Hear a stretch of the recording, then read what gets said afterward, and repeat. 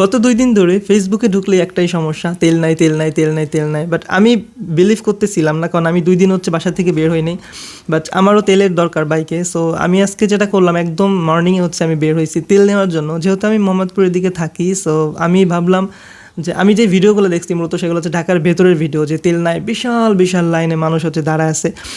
But আমি চাইলাম যে বেড়িবাঁধের এই পাশে যে পাম্পগুলো আছে, মূলত ঢাকার থেকে কিন্তু এই দিকটাতে মানুষজনের যাতায়াত কম থাকে, একটু মানে ওদের সাথে কম্পেয়ার করলে ফাঁকা থাকে। সো আমি হচ্ছে চাইলাম যে আমি বেড়িবাঁধের যে সাদেক খানের যেই পাম্প সেটার আগে একটা আছে, ওইটাতে আমি যাব। নামটা এক্স্যাক্টলি আমার মনে নেই, বাট আমি হচ্ছে গেলাম, সকালবেলা বের হয়েছি। তো আমি যাওয়ার পরে আমি এত খুশি হয়েছি যে আমি যখন পাম্পে যাই একদমই ফাঁকা ছিল, কোনো লোক ছিল না, শুধু ম্যানেজার ছিল আর হচ্ছে 2টা হচ্ছে এমপ্লয়ি ছিল ওরা।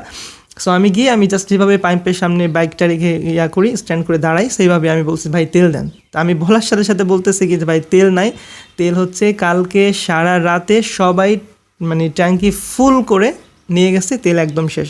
সো আমার পাশে আরও 2-1 জন আসলো, একটা প্রাইভেট কার আসলো। তো আমি দেখলাম যে প্রাইভেট কারকে যে ড্রাইভার ওনাকে কিছু একটা বলছে কানে কানে। তো আমি একটু আগেই গেছি যে কি বললো। তারপর আমি বললাম যে ভাই কোনো ব্যবস্থা আছে বিকল্প, যে থাকতেই পারে, কত সিস্টেমই তো হয়। সো উনি বললো যে একটু সামনে সাদেক খানের যে পাম্প আছে ওটাতে যান, ওইটাতে গেলে হয়তো পাবেন। পরে আমি কি করলাম, ওই গাড়িকে হচ্ছে আমি করে খুব দ্রুত গেছি ওই পাম্পে, সাদেক খানের পাম্পে গিয়ে দেখি বিশাল লাইন, মানে এত সকাল, তারপরে অনেক বড় লাইন ছিল। তো আমি জিজ্ঞেস করলাম যে ভাই তেল দিচ্ছে, মানে অনেকেই তো দাঁড়ায় আছে যে কেউ জানে বা জানে কি দিবে কি দিবে না তারও নিশ্চয়তা নাই। সো হচ্ছে আমি একজনকে জিজ্ঞেস করলাম, সো বলছে ভাই দিতেছে, বাট সর্বোচ্চ 300 টাকার তেল দিতেছে। সো ভাবলাম যে আমি বাসার থেকে এই পর্যন্ত আসতে যাইতেও তো কিন্তু আমার একটা মানে 5-6 কিলোর একটা পথ। সো আমি হচ্ছে দাঁড়াইছি, 300 টাকারও যদি দেয় তারপর তো কিছুটা তেল পাওয়া যাবে। সো আমি প্রায় 1 থেকে 1.5 ঘন্টা দাঁড়ানোর পরে সিরিয়াল পাইলাম। সো এখান থেকে তেল নিছি। এখন আমি ভাবলাম যে যেহেতু আমি তো এতদিন বিশ্বাস করতাম না যে তেল নাই, বাট এবার যেহেতু বিশ্বাস করে ফেলছি, এখন আমার যেভাবে হোক তেল লাগবে। তারপরে আমি হচ্ছে আমার বাসার দিকে ব্যাক করতেছিলাম। তারপরে হচ্ছে একটা দোকান পাইলাম, যে আমি ওই সময় খুঁজতেছিলাম যে খুচরা যে দোকানে বোতলে তেল বিক্রি করে ওদের থেকে নেওয়া যায় কিনা। সো ওই দোকানগুলো বন্ধ, বাট একটা দোকান আমি পাইলাম। সো আমি গেছি, যাওয়ার পরে বললাম যে ভাই তেল আছে কিনা, বলছে হ্যাঁ আছে। দাম জিজ্ঞেস করছি, 160 টাকা করে লিটার। নর্মাল আমি পাম্প থেকে যেই 300 টাকা নিয়েছি, ওরা কিন্তু 120 টাকার রাখছে, তেলের দাম বাড়ায় নাই। বাট ওইখানে বলছে 160 টাকা। আমি বলছি ভাই 2 লিটার নিব, 300 টাকা দিই, 150 করে পড়ে, সেটাও সে দিল না। সো আমি 160 টাকা করে 320 টাকায় 2 লিটার তেল নিলাম। তারপরে এখন হচ্ছে কত, ওইখানে ছিল 2.5 লিটার পাইলাম, আর এইখানে পাইলাম 2 লিটার, সো 4.5 লিটার। আর এরপরে আমি আবার আরেকটু সামনে গেলাম। সো আমার বাসার যেই গলি, সেই গলির থেকে একটু আগে এখানে দেখলাম একটা দোকান, আর ওই দোকানে হচ্ছে ওখানেও তেল আছে, বোতল তেল। দেখেন ওই সব দোকানে কিন্তু তেল অ্যাভেলেবেল, ওরা ড্রাম ধরে নিয়ে আসছে।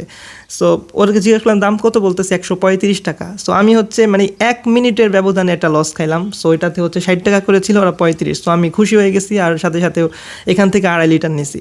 সো মোটামুটি 2.5 আর এখান থেকে 7 লিটার তেল মোটামুটি আমার নেওয়া হয়েছে। সো এই হচ্ছে কাহিনী। এখন আমার কথা হচ্ছে যে পাম্পে যেহেতু তেল নাই, বাট এইসব খুচরা দোকানে কিন্তু তেল আছে, এগুলো কিন্তু সবাইকে দেখাচ্ছেও না। আপনি যদি জিজ্ঞেস করেন তাহলে বলতেছে যে হ্যাঁ তেল আছে, দেওয়া যাবে, দাম একটু বেশি।